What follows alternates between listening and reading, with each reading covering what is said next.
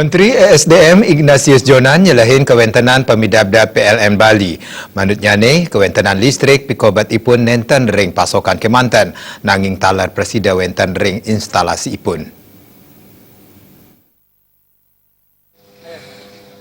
Pasokan listrik ring Bali senemangkan wenten siu satak megawatt.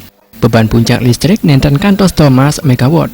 Ignatius Jonan latarang rikalaning nyelahin kewentenan gardu induk PLN ring pemecutan cloud. Cadangan listrik sane ageng ipun 50% saking beban puncak sepatutnya ni aman.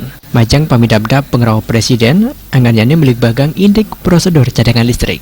Anggannya ni taran ngabdiang manda PLN memperganti sarang hotel kena presiden mererepan, uyadin kena-kena sane jagi kerawin presiden, manda nenten kantos wendan pialang ring kuentenan listrik. Pialang ipun mejantan nenten wendan ring pasokan Kemanten nanging talar presiden wenten sangkaning instalasi. Pengrau presiden tinggal mangkin talas jeroning nureksain pemidabdab PLN selami pemargin libur Natal uyadin wanti warsa anyar.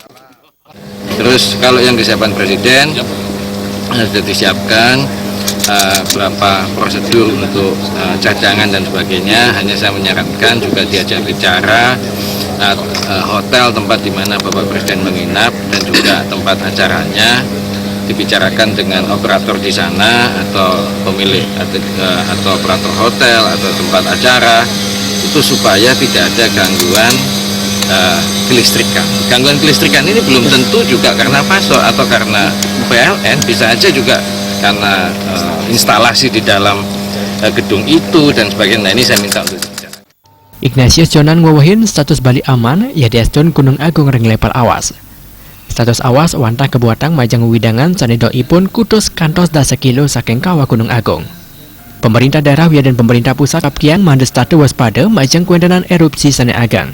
Kuentenan kawah Gunung Agung ke Bandara Ngurah Rai sanedoipun 6 dasa kilo. Ngawinang Bandara Ngurah Rai talar aman kuentenan ipun. Ariani miwajok ke Andika.